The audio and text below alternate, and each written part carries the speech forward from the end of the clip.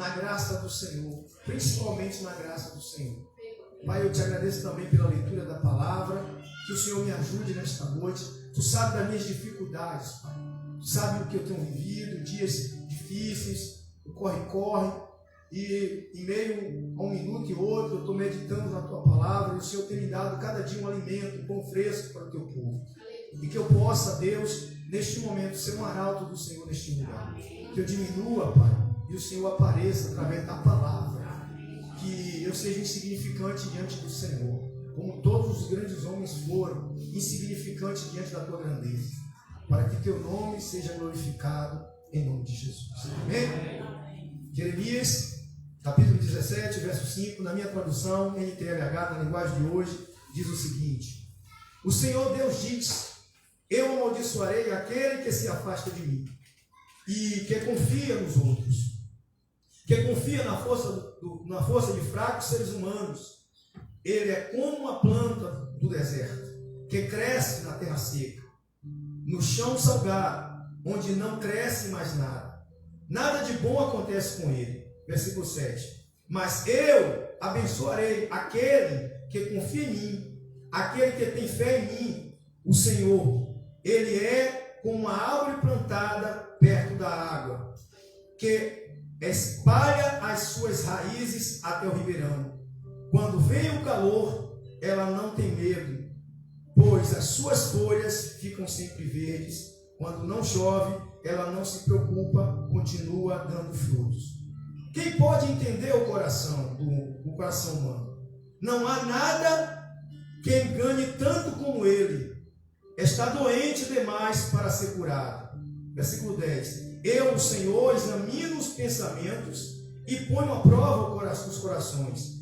Eu trato cada pessoa conforme a sua maneira de viver e de acordo com o que ela faz. Amém? Amém. Louvado seja Deus, né? Jeremias, um grande profeta do Senhor, chamado de profeta chorão. Não sei porquê, ele lamentava muito e muitos chamam de profeta chorão. Jeremias, quando Deus resolveu colocar o povo de Israel, de Judá, na terra da Babilônia como escravos, porque tinha transgredido ao Senhor. Então, Jeremias, ele veio como arauto de Deus, anunciando que Deus iria punir o povo pelas suas transgressões. Mas o povo não deu ouvido e preferiu ir até os egípcios pedir ajuda, confiando na força dos egípcios. Mesmo assim, Deus, ele, através de Jeremias, exortou o povo, chamou o povo à atenção, mas eles não deram ouvidos. E os que deram ouvidos foram para a Babilônia, como Daniel, Sedraque, Mesaque, Abednego e os demais, que voltaram para casa depois em paz. Mas os que resistiram morreram, foram destruídos. Então Deus avisa através de Jeremias. E Deus dá a seguinte missão a Jeremias. Dá a seguinte mensagem. Por isso Jeremias escreve: maldito o homem que confia no homem. Está escrito na tradução Ferreira de Almeida. Maldito o homem que confia no homem. Por que Jeremias fala isso? Deus mandou Jeremias falar. Porque naquele momento o povo de Israel estava ali vivendo um dilema. Eles não queriam ser punidos, eles não queriam pagar pelos seus erros, eles não queriam viver debaixo do jugo do inimigo. E Deus prometeu que iria levar esse povo para o exílio na Babilônia. E muitos resistiram, e muitos teimaram, insistiram e resolveram pedir ajuda a um ser humano. Achavam que os egípcios eram poderosos o suficientes para combater os babilônios e defender Israel. Esqueceram que o defensor de Israel era Deus.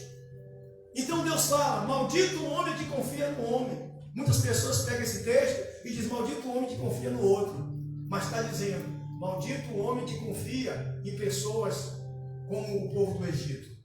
Eles não conseguiram defender Israel e Israel foi levado até o exílio, querendo eles ou não. Querendo eles ou não, porque era a vontade de Deus que eles fossem escravos lá. Para pagar pelo que tinha feito, levaram 70 anos em cativeiro dentro da terra de Babilônia, na mão de rei chamado Nabucodonosor, depois Nebuzaradan e outros, o neto, e depois Ciro II foi quem Deus usou para libertar o povo de Israel, 70 anos depois. E nesse tempo Daniel prevaleceu porque obedeceram ao Senhor. Por isso ele diz, olha, ele fala, eu amaldiçoarei aqueles que se afastam de mim. Ele está dizendo. Mas tem uma coisa que nós precisamos aprender sobre o nosso coração. Temos tendência a confiar em pessoas. Temos tendência a confiar em pessoas. Mas o nosso coração nos leva a isso porque é fácil confiar em quem você vê, em quem está próximo, em quem você está ali de junto, a quem lhe dá uma palavra bonita. Mas o Senhor, como Ele é invisível e Ele age da maneira dele, é mais difícil a gente confiar em Deus na hora das dificuldades. O nosso coração ele se apega nisso pelo simples fato do contato físico. É fácil confiar na pessoa que está do nosso lado, é fácil confiar na pessoa que nos aconselha, é fácil confiar na pessoa que vence uma batalha, é fácil confiar nas pessoas que dão testemunhos. A gente se apega a elas. Confiamos no patrão, confiamos no político, confiamos no pastor, confiamos nas pessoas que estão próximas da gente. Mas nós precisamos aprender a confiar no Senhor e não no homem, e não num simples réis mortal que não pode fazer nada. As pessoas até podem ajudar a gente em algumas tarefas, mas em uma batalha espiritual, só quem pode ajudar a gente é o Senhor. Quando se fala de uma batalha espiritual, quando se fala de cativeiro, quando se fala da mão de Deus sobre a nossa vida, só Ele pode nos tirar. Se o diabo colocar a gente num jugo, a gente está no bem bom, porque a gente clama a Deus e Ele nos tira. Mas na mão de Deus, quem pode livrar? Israel, naquele momento, estava na mão de Deus, sendo julgado por Deus, sendo punido por Deus. Mas o povo resolveu pedir ajuda aos egípcios. Pedir ajuda a pessoas que não poderiam ajudar, pelo contrário, pessoas que outrora escravizaram eles por 430 anos. Eles esqueceram da onde eles tinham saído, da onde Deus tirou eles. E aí passasse o tempo. E aí nós aprendemos, como Jeremias diz, maldito o homem que confia no homem. Mas tem uma parte que ele fala, enganoso é o nosso coração. O coração, a Bíblia se refere não com uma bomba de sangue que está dentro do nosso peito. O coração ele é responsável pelo nosso pensamento. A Bíblia chama de nossa consciência, dos nossos pensamentos. Ele reproduz não só as emoções, mas ele é responsável pelos nossos pensamentos, segundo a Bíblia. O nosso coração é assim. Então, nós aprendemos dessa maneira. Mas muitas pessoas dizem, né, que o coração tem motivos e razões que ninguém consegue entender. Motivos e razões que ninguém consegue entender. Dentro do nosso coração há motivos. Já viu uma palavra que diz assim, os fins justificam os meios? É uma coisa que o coração produz na gente, que nós decidimos, de acordo com nossos próprios pensamentos, que os fins justificam os meios. Era o que o povo de Israel estava pensando. Nós vamos nos aliar ao inimigo para combater outro inimigo. O coração estava enganando Israel. Naquele momento de aflição, naquele momento de angústia, logo o coração deu um palpite. Olha, procura os egípcios. Procura um jeito de sair dessa. Procura um jeito de você se livrar desse problema. Procura um jeito de você sair dessa situação. E logo a gente recorre a quem? As pessoas. Quem está mais próximo. Quem tem poder. Não é assim? Quando a pessoa está endividada, ela pensa, vou pegar um empréstimo. Vou ali no agiota. Vou ali empenhorar alguma coisa minha. Vou procurar alguém para me emprestar. Ela, em vez de orar e pedir socorro a Deus, ela busca o recurso de dentro de onde? De dentro do coração. O coração diz, procura não sei quem. Eu gostaria que os obreiros ficassem todo mundo sentado, quieto aí. Eu gostaria. Prestasse atenção nessa mensagem, que é importante para a gente. Amém? Ficar se movimentando assim, atrapalha um pouquinho. Então, o que acontece? Nosso coração está logo no palpite. Procura alguém para te ajudar.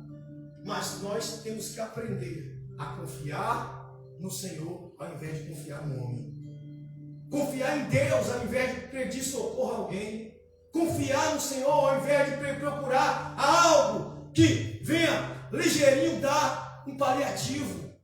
Deus não é Deus de paliativo. é Deus que sonda nossos pensamentos. Deus sonda os nossos pensamentos. Deus sempre vai nos provar com alguma coisa. Deus sempre vai nos provar com alguma coisa. Sabe por quê? Porque Ele sabe o que pensamos. Ele sabe o que estamos fazendo. Ele conhece nossos pensamentos. Salmo 118, verso 8 e 9. Abra comigo. Salmo 118, verso 8 e 9.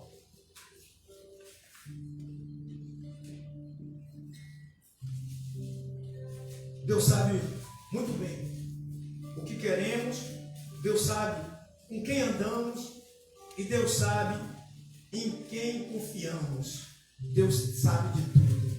Olha o que o salmista diz. 118, verso 8. Diz assim. Posso ler? Amém. Amém? Diz assim. É melhor confiar no Senhor do que depender de seres humanos. Versículo 9. É melhor confiar no Senhor do que depender de pessoas importantes. Olha o que aqui na tradução está dizendo. Olha, melhor confiar no Senhor do que em pessoas. É melhor confiar no Senhor do que em pessoas importantes. Ou seja, nós, quando estamos aflitos, logo nos lembramos de alguém que tem condições de resolver nosso problema, materialmente falando. Ao invés de confiar em Deus, diante das nossas afrontas, vamos procurar alguém para nos ajudar. Já reparou aquela pessoa que toma uma multa na rua e ela procura algum amigo que trabalha na companhia de trânsito para ver se tira a multa dela? Já viu aquela pessoa que ela está com cheque na rua que deu sem fundo e ela liga para o gerente e pede para o gerente dar um jeitinho para o cheque não entrar e atrapalha outra pessoa? Já reparou aquela pessoa que ela sempre cria um jeito de procurar alguém para burlar? Ela tem um problema com alguém, então ela tem um amigo policial, ela tem um amigo juiz, ela tem um amigo que é doutor de alguma coisa, que tem um certo tipo de autoridade. Ela vai buscar aquela pessoa para poder resolver a questão dela.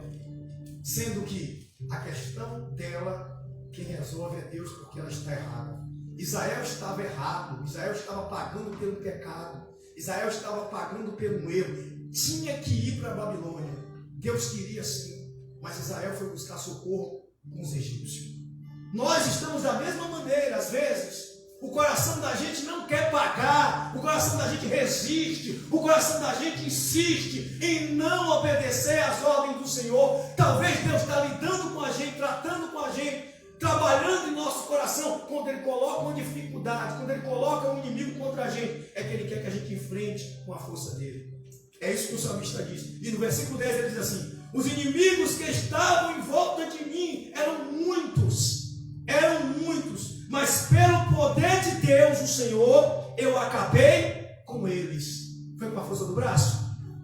Foi com a força de algum amigo? Não, foi com a força de quem? O poder do Senhor.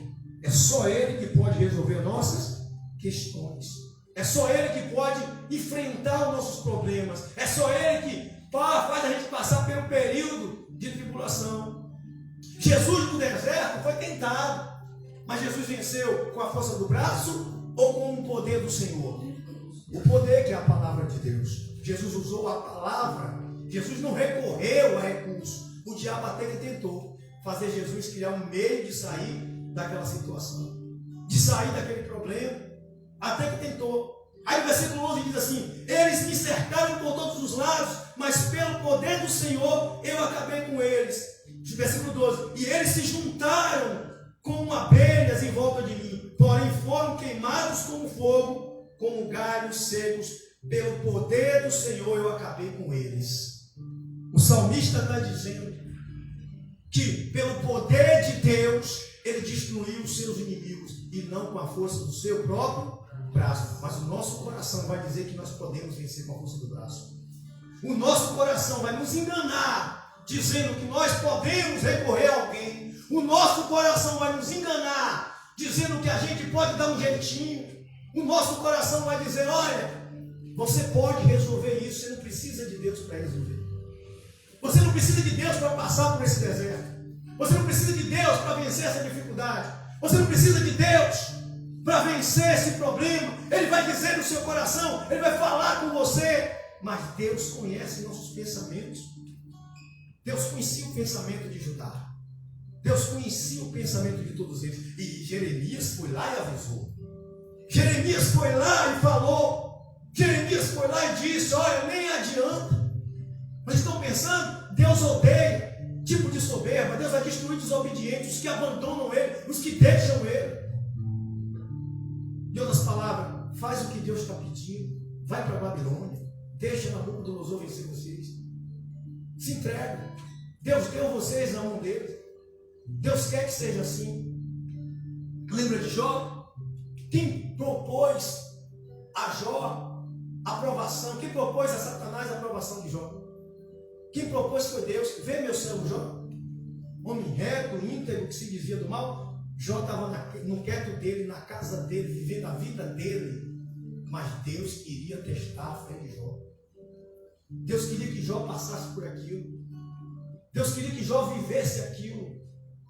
Quando Deus manda também o povo de Israel ir para o deserto, Ele diz: olha, eu levei para o deserto e fiz ter fome, para tu entender que não só de pão viverá o homem, mas de toda a palavra que sai da boca do Senhor. Deus queria provar o homem. Deus queria aumentar o nível espiritual deles. Mas para isso precisaria passar pelas tribulações impostas por Deus.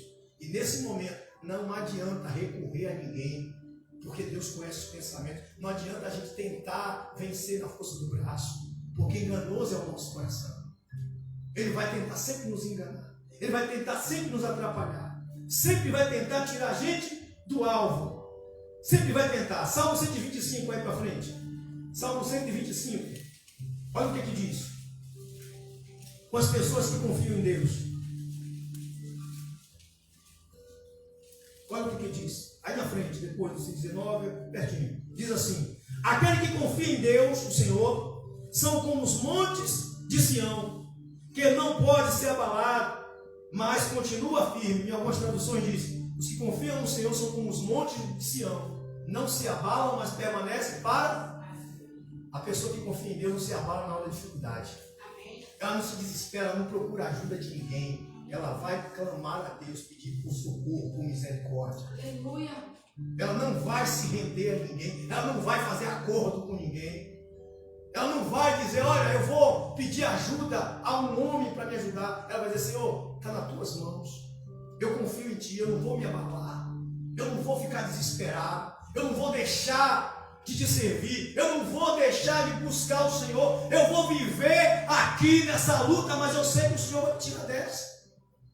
Eu vou continuar firme, de pé, no meu caminho, o caminho que o Senhor estabeleceu para mim. Seja ele duro ou não, espinhoso ou não, eu vou continuar no caminho. Eu vou continuar andando. Eu vou continuar seguindo. Eu vou continuar ali, firme, mesmo que isso doa. Porque é a tua vontade. Porque a vontade de Deus é boa, perfeita e agradável. Era a vontade de Deus o povo ir para a Babilônia. Era a vontade de Deus o povo ir para a Babilônia. Não era a vontade do homem. Era a vontade de Deus. Não adiantava pedir nada. Não adiantava. E a gente vai. E a gente continua. Versículo 2. Como as montanhas estão em volta de Jerusalém, assim é o Senhor ao redor do seu povo, agora e para sempre. Ou seja, Deus está em volta do seu povo sempre. Lembra de Eliseu? Geazi se desesperou quando chegou um exército e cercou aonde Eliseu estava. Geazi ficou desesperado, doido. Vamos morrer, vamos morrer, vamos morrer. Eliseu sentado, calmamente, entendendo que Deus estava em volta dele. Eliseu orou: Senhor, abre os olhos dele e mostra que maior é o que estão conosco. E aí quando ele abre os olhos, ele vê um exército de carruagem de soldados cercando o exército do inimigo. Maior é quem está com a gente. Já pensou? Se Eliseu se desespera e vai buscar ajuda em Samaria, não ia adiantar de nada. Por quê? Porque sem Jesus nada podemos fazer. É Deus nosso protetor, é Deus nosso guia, é Deus nosso conselheiro, é Deus que nos sustenta, é Ele que nos faz passar pelo deserto e é Ele que nos tira do deserto. É Ele que nos faz passar fome e é Ele que nos mata a nossa fome. É Ele que faz isso, é Ele que nos dá a sede e é Ele que tira a nossa sede. Deus, Ele controla tudo, Ele controla bons e com maus. A Bíblia diz que o mal vem sobre justos e injustos. Sabe qual é a diferença? É que o justo prevalece, é que o justo fica de pé, é que o justo não se desespera. O justo não busca conselho, não busca força, não busca entendimento em outra fonte. Ele busca no Senhor. Ele busca no Senhor, porque Deus sonda nossos pensamentos. Deus, Ele sabe tudo que está dentro da gente. Ele sabe tudo que está dentro do nosso coração. Ele sabe de todas as vontades que nós temos. Ele sabe de tudo que sentimos e pensamos. E o que vamos fazer daqui a 10 anos. Deus sabe. Deus sabe de todas as coisas. Olha, não adianta tentar esconder. Não adianta tentar se esconder de Deus. Não adianta. Nosso coração vai tentar fazer com que a gente ache que a gente pode esconder de Deus, que a gente pode burlar as coisas que Deus prepara. Ele vai tentar enganar a gente, porque enganoso é o coração.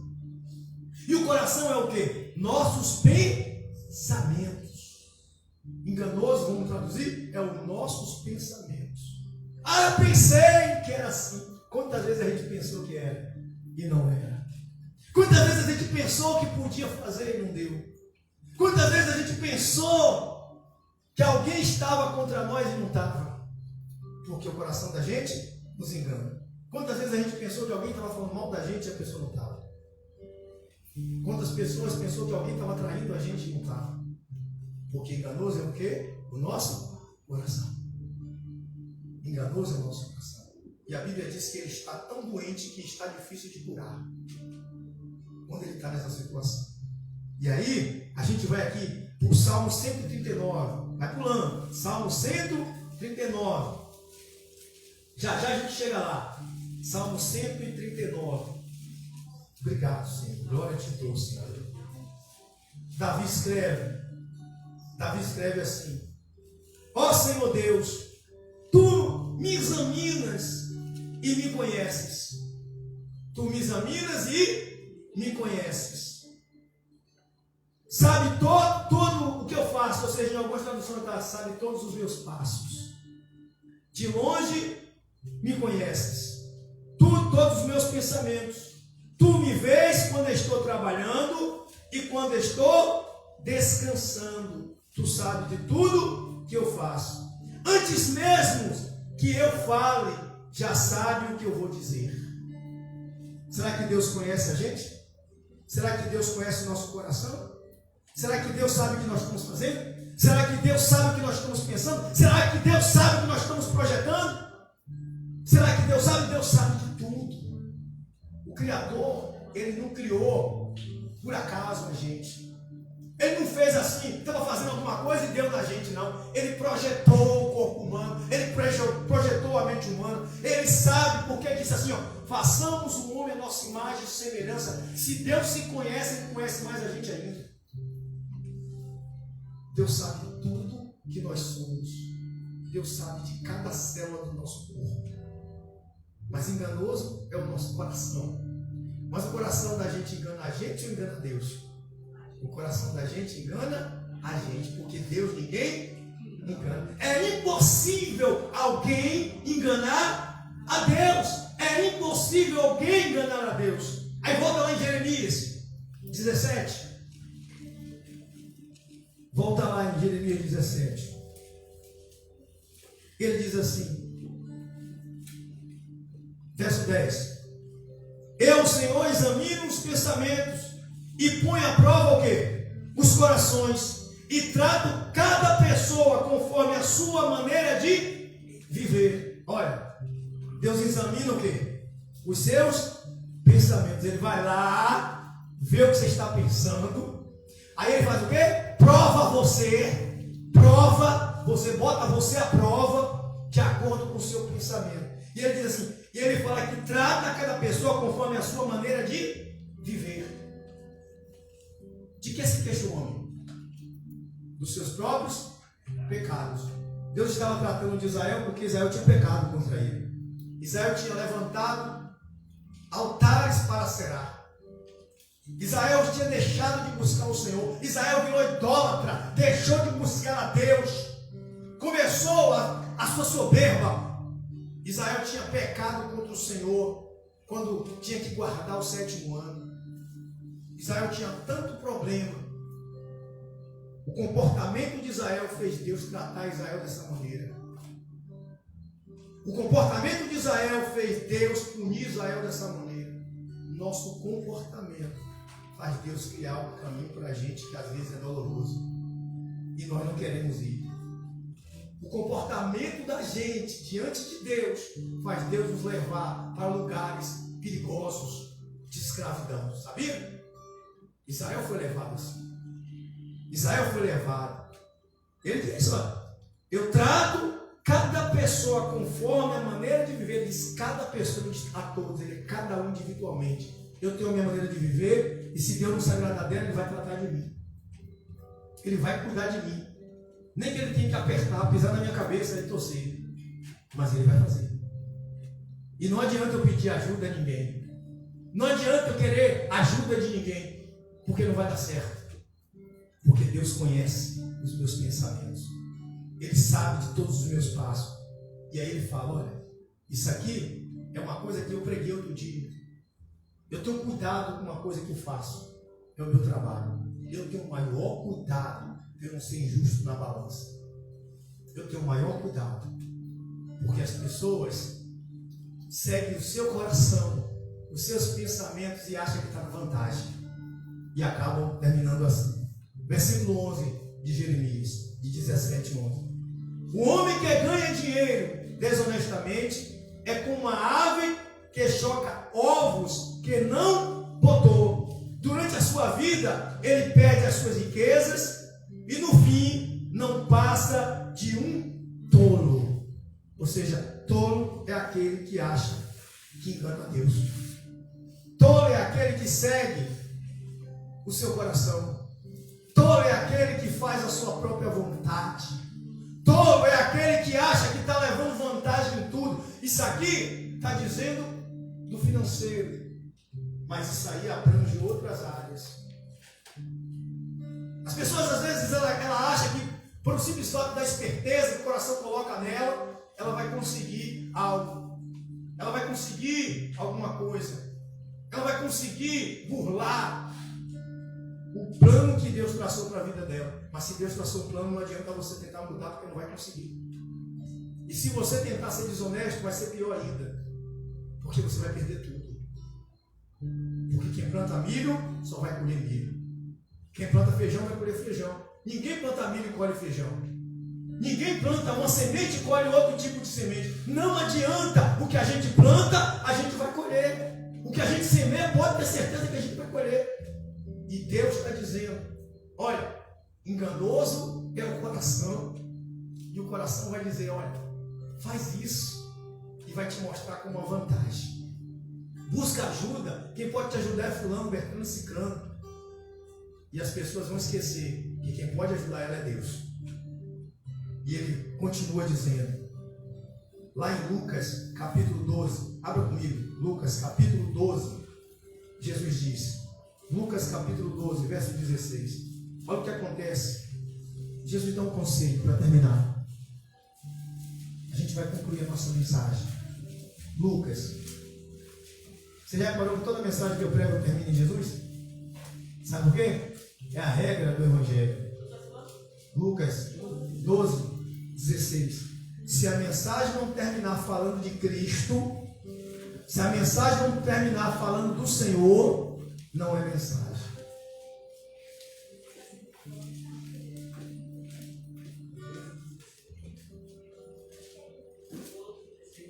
Isso, 12, 16.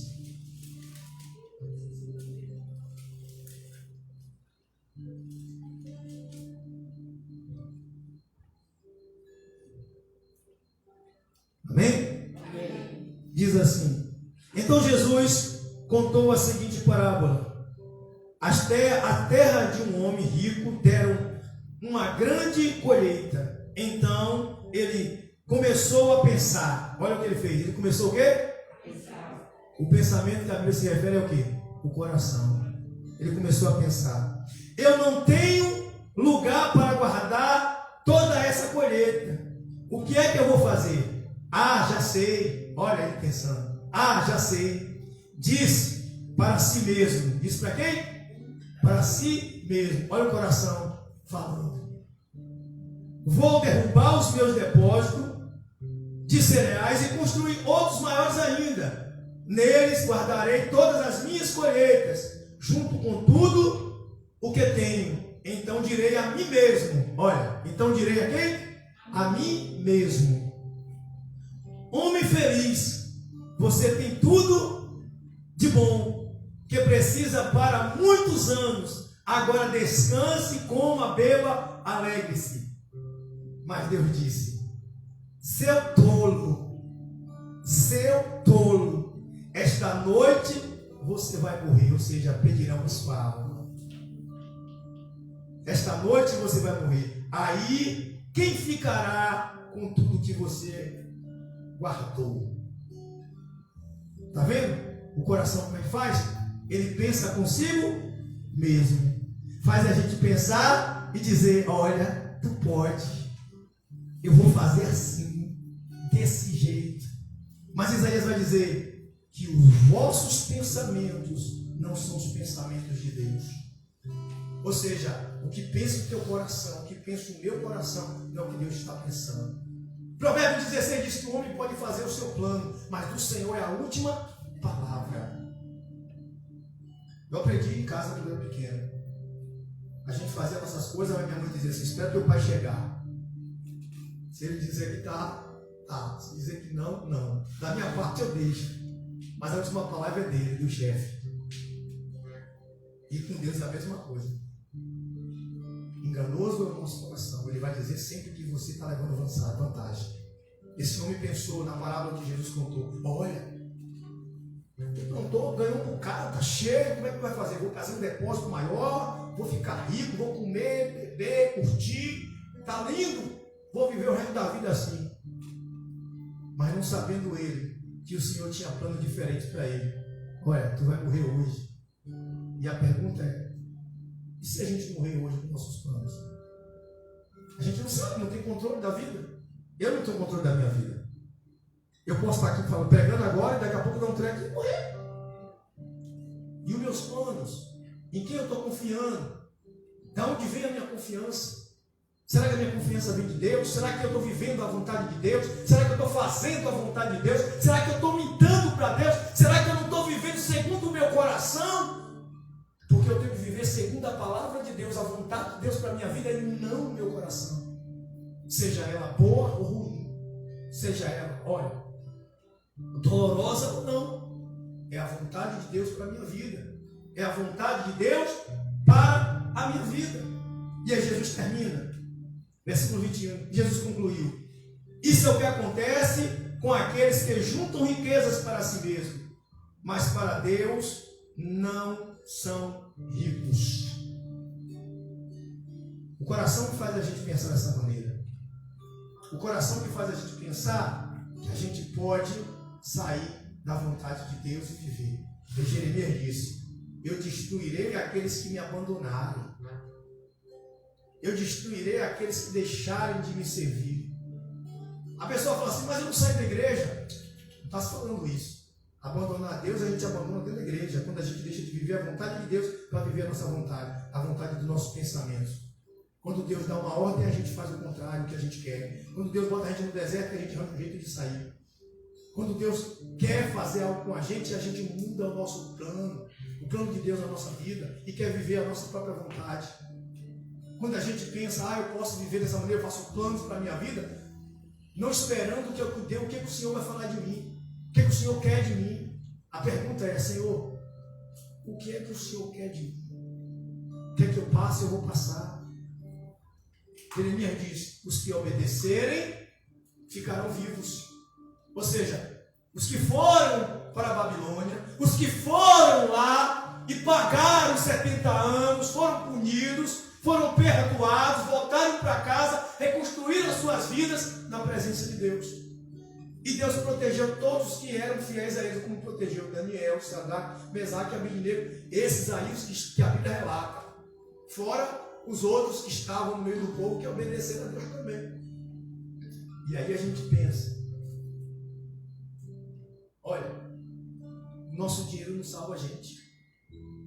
A nossa fama não salva a gente. Os dons que nós temos não salvam a gente. Os amigos não salvam a gente. Quem salva a gente é a confiança no Deus vivo. Quem salva a gente é entregar a vida totalmente ao Senhor, vivendo a vontade de Deus, seja ela boa ou não. É não viver segundo o nosso coração, porque ele é enganoso. É não viver segundo a vontade, nossa própria vontade, porque ela nos engana.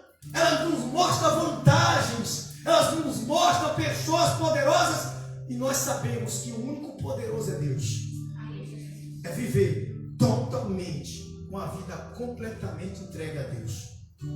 É isso que nós temos que viver, e não com o povo de Israel. Jeremias avisou, Jeremias foi punido por isso. Jogaram Jeremias no poço, maltrataram Jeremias, tentaram matar Jeremias, porque Jeremias estava sendo arauto de Deus para aquele povo. Jeremias estava dizendo, olha, não faz isso não, Deus quer assim, é a vontade de Deus, faz dessa maneira, se entrega, se rende, paga a tua penitência, olha, obedece, para de ouvir o teu coração, não adianta tu pedir ajuda a homens, não confia no homem não, maldito é o homem que confia no outro homem, não vai buscar esse rei aí não, busca o Senhor, se arrepende. E as pessoas estavam ali querendo viver as suas próprias vontades, porque o coração deles estava dizendo que nada, a gente procura os egípcios e a gente vence essa batalha, e a gente não vai ser escravo de ninguém, não vai ser escravo de ninguém. Mas o Senhor nos coloca no deserto. O Senhor nos coloca no deserto.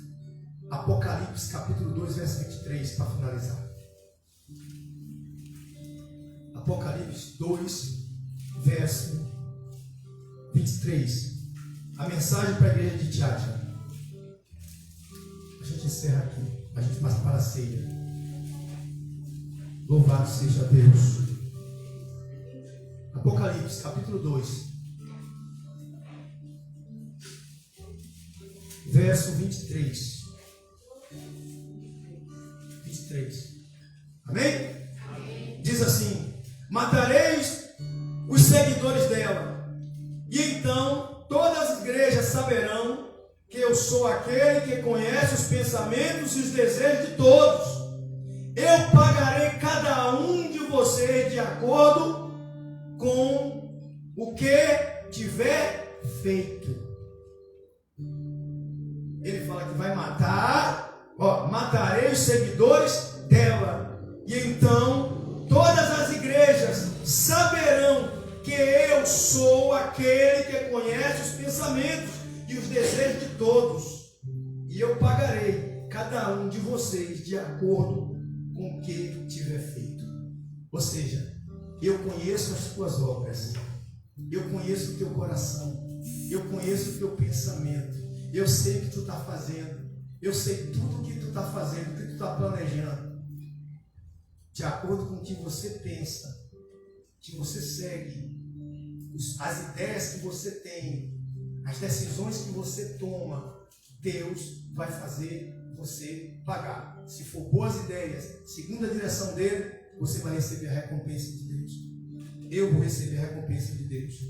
Mas se eu viver segundo meus pensamentos, o meu coração, o meu sentimento, e eu confiar no homem em vez de confiar em Deus, eu vou cair.